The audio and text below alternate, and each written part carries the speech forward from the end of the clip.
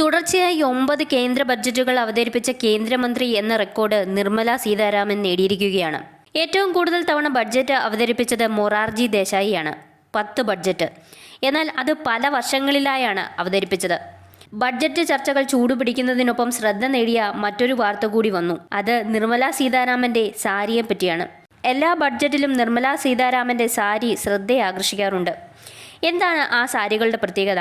നമുക്ക് പരിശോധിക്കാം. ഏവർക്കും സ്റ്റോറി ഇൻ ഹിസ്റ്ററിയിലേക്ക് ഹാർദമായ സ്വാഗതം. 2019 തൻ്റെ കന്നി ബഡ്ജറ്റിനായി അവർ ആന്ധ്രാപ്രദേശിൽ നിന്നുള്ള പിങ്ക് നിറത്തിലുള്ള മംഗൾഗിരി കോട്ടൺ സിൽക്ക് സാരിയാണ് ഉപയോഗിച്ചത്.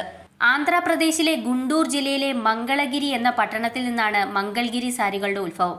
500 വർഷത്തിലധികം പഴക്കമുള്ള കൈത്തറി പാരമ്പര്യമുള്ള ഈ നഗരത്തിൽ പരുത്തി, പട്ട് എന്നിവ ഉപയോഗിച്ചാണ് ഈ സാരികൾ നെയ്യുന്നത്. 2020 ബഡ്ജറ്റിൽ കോവിഡ് മൂലമുണ്ടായ സാമ്പത്തിക വെല്ലുവിളികൾക്കിടയിൽ ശുഭാപ്തി വിശ്വാസം പ്രകടിപ്പിക്കുന്ന നീല ബോർഡറുള്ള മഞ്ഞ സിൽക്ക് സാരിയാണ് നിർമ്മല സീതാരാമൻ ധരിച്ചത്. 2021 തെലങ്കാനയുടെ സമ്പന്നമായ നെയ്ത്ത് പാരമ്പര്യം ഉയർത്തിക്കാട്ടുന്ന ചുമപ്പും ഓഫ് വൈറ്റ് നിറത്തിലുള്ള പോച്ചമ്പള്ളി ഇക്കത്ത് സാരിയാണ് ധനമന്ത്രി തിരഞ്ഞെടുത്തത്. തെലങ്കാനയിലെ നൽഗൊണ്ഡെ ജില്ലയിലെ ഭൂതാൻ പോച്ചമ്പള്ളി ഗ്രാമത്തിലാണ് ഇതിന്റെ ഉത്ഭവം.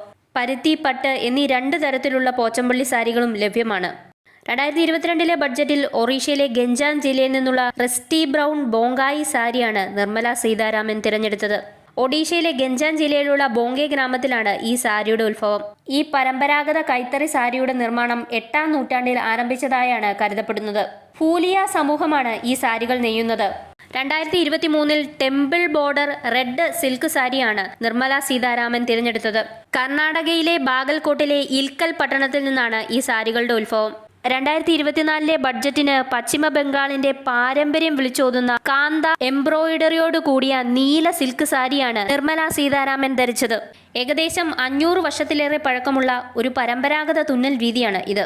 പ്രകൃതി, പക്ഷികൾ, മത്സ്യം, പുരാണ കഥകൾ എന്നിവയാണ് കാന്ത വർക്കുകളിൽ പ്രധാനമായും ചിത്രീകരിക്കപ്പെടുന്നത്. 2025 മധുബാനി ആർട്ടോട് കൂടിയ സ്വർണ്ണ ബോർഡറുള്ള ഓഫ് വൈറ്റ് കൈത്തറി സാരിയാണ് നിർമ്മല സീതാരാമൻ തിരഞ്ഞെടുത്തത്. പത്മ അവാർഡ് ജേതാവായ ദുലാരി ദേവിയാണ് ഈ സാരി നിർമ്മല സീതാരാമന് നൽകിയത്. ബീഹാറിലാണ് ഈ സാരികളുടെ ഉത്ഭവം. നാടോടി കലാരൂപങ്ങൾ പരമ്പരാഗത സാരികളിൽ കൈകൊണ്ട് വരച്ചാണ് സാരികൾ നിർമ്മിക്കുന്നത്. പ്രകൃതി, പുരാണങ്ങൾ, ഗ്രാമീണ ജീവിതം എന്നിവ തുഷാർ സിൽക്ക്, കോട്ടൺ, ലിനൻ തുണികളിൽ പ്രകൃതിദത്ത ചായങ്ങൾ ഉപയോഗിച്ച് വരച്ചാണ് ഈ സാരികൾ നിർമ്മിക്കുന്നത്. 2026 ബഡ്ജറ്റിന് വേണ്ടി തമിഴ്നാട്ടിൽ നിന്നുള്ള കാഞ്ചീപുരം സിൽക്ക് സാരിയാണ് നിർമ്മല സീതാരാമൻ ധരിച്ചത്. കാഞ്ചീപുരത്തെ നെയ്ത്തുകാർ പരമ്പരാഗതമായി നെയ്യുന്ന പട്ടുസാരികളാണ് കാഞ്ചീപുരം സാരികൾ. ഏകദേശം 400 വർഷത്തിലേറെ പഴക്കമുള്ള ഈ പാരമ്പര്യം ചോള രാജവംശത്തിന്റെ കാലത്ത് ഉത്ഭവിച്ചതായും ആന്ധ്രയിൽ നിന്നുള്ള ദേവാംഗ, സാലിഗർ നെയ്ത്തുകാർ കാഞ്ചീപുരത്തേക്ക് കുടിയേറി വികസിപ്പിച്ചെടുത്തതായും വിശ്വസിക്കപ്പെടുന്നു. ക്ഷേത്ര നഗരമായ കാഞ്ചീപുരത്തെ ശില്പകലകളിൽ നിന്നും പുരാണങ്ങളിൽ നിന്നും പ്രചോദനം ഉൾക്കൊണ്ടാണ് ഈ സാരികൾ നെയ്യുന്നത്.